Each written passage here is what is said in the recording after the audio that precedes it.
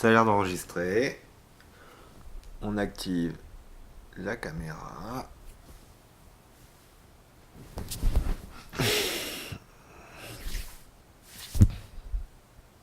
Retour à la base. Aujourd'hui, on se sort les dos du cul, on décolorise l'image, et on parle de Tristesse de Anne-Cécile Van Dallem, de la compagnie Das Fräulein.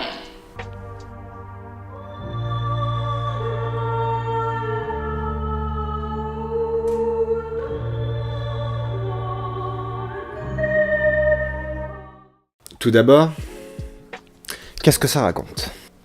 Une île danoise se retrouve complètement dépeuplée après la fermeture de leur principale source d'activité qui était un abattoir. Ok. Depuis, il ne reste que très peu d'habitants vivant sur l'île, 8 en tout. Enfin 7, vu que la doyenne de l'île vient de se suicider, on l'a retrouvée pendue au drapeau du Danemark. Joie. Du coup, on organise des funérailles et on invite évidemment sa fille, qui est la chef du parti d'extrême droite danois. Voilà. Du premier coup d'œil, la pièce a l'air, comment dire, triste. Bordel, regardez-moi les acteurs, la scénographie, écoutez la bande son. C'est une pièce pour dépressif, non ? Parce qu'en fait, pas du tout, c'est même plutôt drôle. Mais vraiment drôle. Qui n'a pas cru en la grâce de Dieu, qui a perdu confiance. T'as rien préparé ou pas, Joseph? Si. Vas-y, qu'est-ce que t'attends là? Vas-y. De la croix.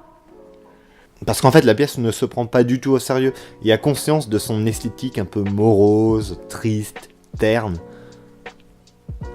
cadavérique. Je vais prendre comme exemple la première scène qu'on voit sur un écran. Ouais, j'ouvre une parenthèse, parce qu'en fait, il y a de la vidéo dans la pièce. En fait, tout ce qui n'est pas à vue du public est filmé. Et avec des jolis plans, des chants contre chants, c'est travaillé, c'est beau. Ouais, beau, c'est le terme. Bon, pour revenir à notre famille, qui s'appelle... Putain, comment elle s'appelle déjà ? On va dire Velux. Dans la famille Velux, je demande la fille muette et mystérieuse, la deuxième fille est émo-lolita blasée, le père macho, autoritaire et violent, et la mère qui chiale. Son principal trait de caractère, c'est qu'elle pleure beaucoup. Donc la famille Velux joue un jeu de société quelconque où on doit répondre à des questions de culture générale. Mais la question là, c'est pourquoi elle pleure dans cette première scène. Elle pleure parce que son mari lui gueule dessus, parce qu'elle ne connaît pas la réponse à une question. Dans quel restaurant travaille Bob l'éponge ? Ça donne le ton. En fait, la pièce joue beaucoup sur les caricatures des personnages.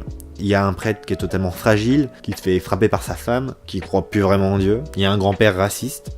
Comme on est au Danemark, et au Danemark on voit les morts apparemment, bah dans la pièce c'est des fantômes. Il y a notamment le fantôme de la doyenne de l'île qu'on a retrouvé pendu au drapeau du Danemark. Et il y a aussi deux autres fantômes qui sont en fait les musiciens qui jouent en live sur scène. Mais le mieux dans tout ça, c'est que la pièce, elle raconte des trucs. On parle d'antisémitisme, on parle de racisme, on parle de violence conjugale, on parle de corruption, on parle de politique. C'est le pied. En fait, j'ai beaucoup de respect pour Anne-Cécile Van Dallem, parce qu'elle a écrit le texte, elle l'a mis en scène, elle joue dedans, et le pire, c'est que c'est bien.